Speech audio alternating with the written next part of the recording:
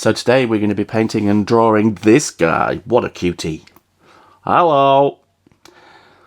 There we go. So, owls. I wanted to draw an owl. I have an ever-growing collection of bird drawings that I put on my daughter and son's wall, as that we all like bird watching and looking at local wildlife and stuff. So, and I'm also thinking about doing a collection of cards, you know, like greetings cards, but of different birds. Anyway, waffle. So I thought I'd do an owl. I've done a kingfisher and a duck and a magpie and various other bits and bobs. So I thought I'd do an owl. So I looked at various pictures and thought about the pose that I wanted the owl to be in. I always liked something a little bit characterful. And I had a few hours, so I thought I would just have a play. Now, this is a typical example of the kind of stuff that I do for YouTube, when I will do a few drawings and I'll select one. Often it's just one. And I'll go, I'm going to use that one because that's the one that's got the most character. But often I record more than one, and that's not something that you often see behind the scenes. So this is a little bit of sort of behind the scenes also as well. So this is owl number 1, and you will be able to see how many owls I do in the end. So this guy has got a bit of a piercing look. I've been looking at reference drawings, and I'm using my Coeco Sport brass fountain pen here to create a kind of continuous line sketch. I'm not being too fussy. And what I'm doing is I'm adding a bit of a variation in line widths. I quite like that as a style. Not always, but I do quite like it. I think it adds a kind of caricature, a bit of character to the picture. Now, I'm perhaps getting a little bit fussy here with line work. I think sometimes you can get a bit too fussy. Now, line work and the sort of line work character of drawings, and each artist tends to sort of develop their own style. It becomes innate in time. But I find, personally, accuracy is something that I really strive against. Not wholly. I want it to be vaguely the right shape and the right size. But I want it to be my version of an owl. If I wanted to do an owl accurately, I would take a photo like the one on the right hand side. This is my interpretation of owl. So what I'm using here is some watercolour, obviously. I've dried the ink off with a hairdryer. And I'm going in and I'm adding in some light and shadows. Now, it doesn't necessarily 100% correspond to the drawing on the right. I'm purposefully going over the edges of the sort of boundaries. When it comes to adding in background, I'm looking at these photos and just adding in some spots of colour rather than anything specific. And as I say, this is just the first one where I'm actually just thinking. Now, I know this is sped up, and but it's actually sped up like 3 times, so it's still a very quick drawing. I mean, you're seeing it, and this is like 5 minutes in, but this is only really kind of quarter of an hour in, and that's including hair drying time. So I've dried that off now, which means that I can put another layer on and get crisp edges for the watercolour. Now, I'm looking at the feathers on the bird, and I'm just trying to sort of attach feathers on top. So there's a layer going on top of the layer below there. I'm not bothered too much about specific details. As I say, this is more of a kind of gestural piece, really. So I don't think that's bad for a first one. One of the reasons why I don't like this, a bit of splashing, a bit of it's ostentatious, I know, but I like it sometimes.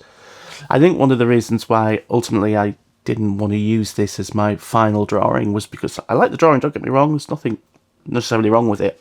All the faults in this drawing are just character. There's no such thing as any wrong bits. There's no such thing as wrong bits in art anyway, but it's really just having fun.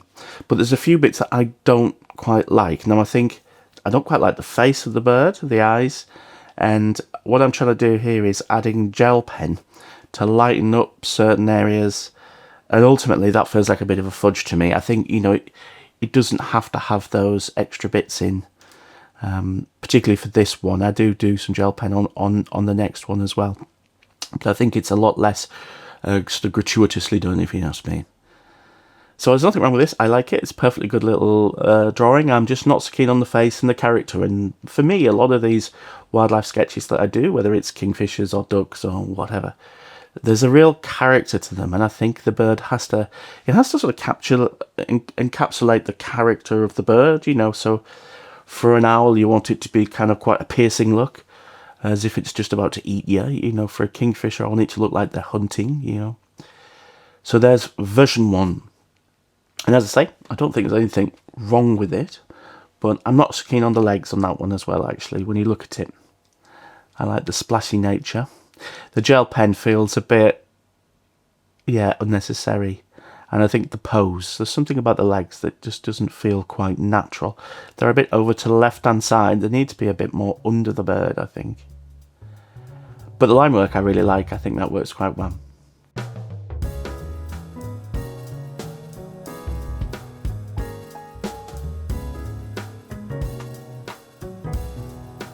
Now, I think it's okay. I think it's better than the first one, to be honest with you. But I don't think it is as strong as it could be. So I'm going for a third. Now, what I'm doing here is I'm using the same sort of setup for the bird, but I've decided I want to try and give the line work a little bit more character. And I think I've kind of got my eye in with colours in terms of the palette that I want to use. I want to go a tiny bit more colourful with the palette. I quite like sometimes semi-abstract colours. And often, you know, you can use complementary colours that work really well together. So a sort of orange and a blue is quite nice. And obviously you mix them together and you will get a natural sort of grey feel. And that's quite cool.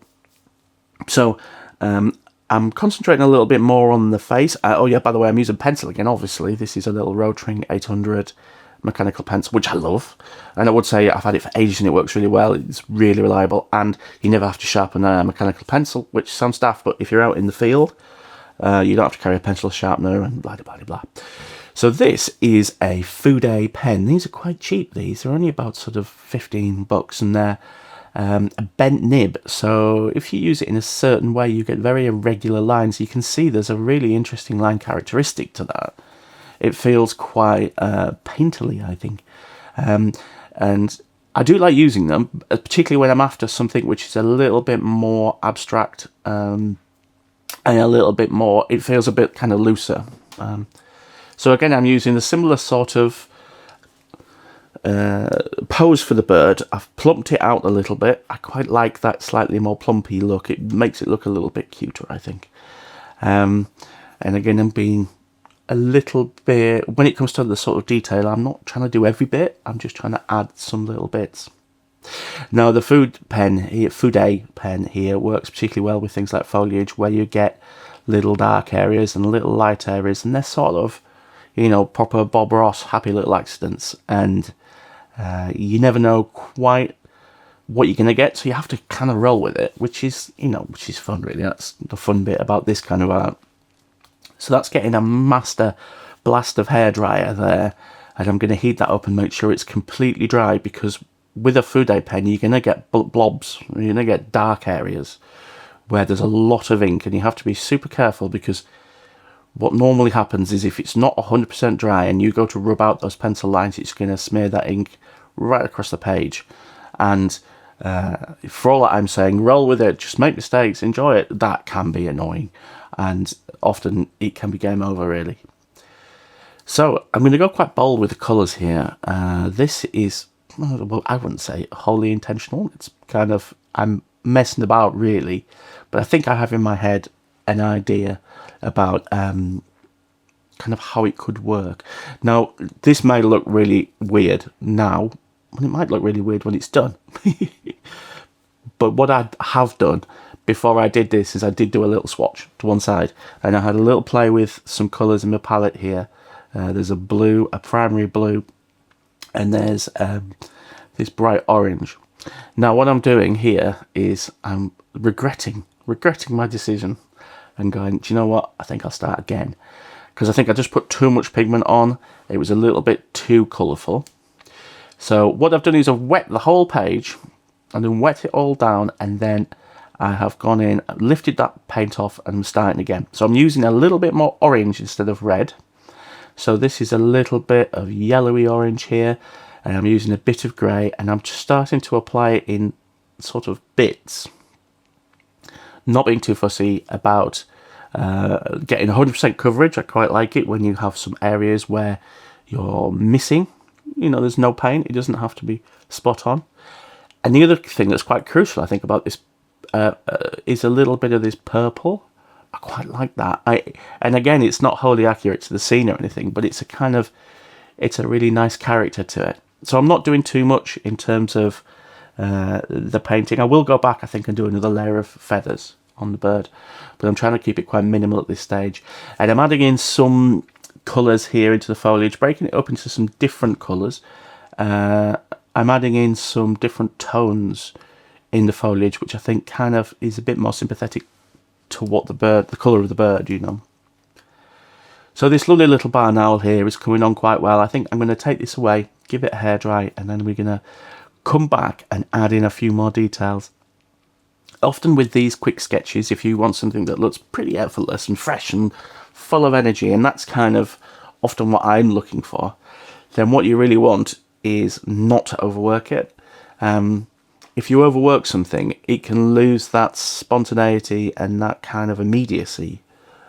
So I'm really trying hard, you know, not to go and draw all the little dots on the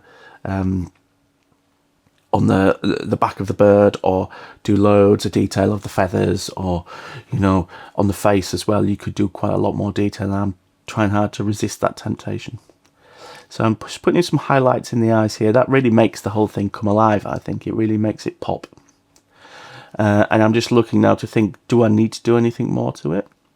Probably having a good old think, scratching my beard.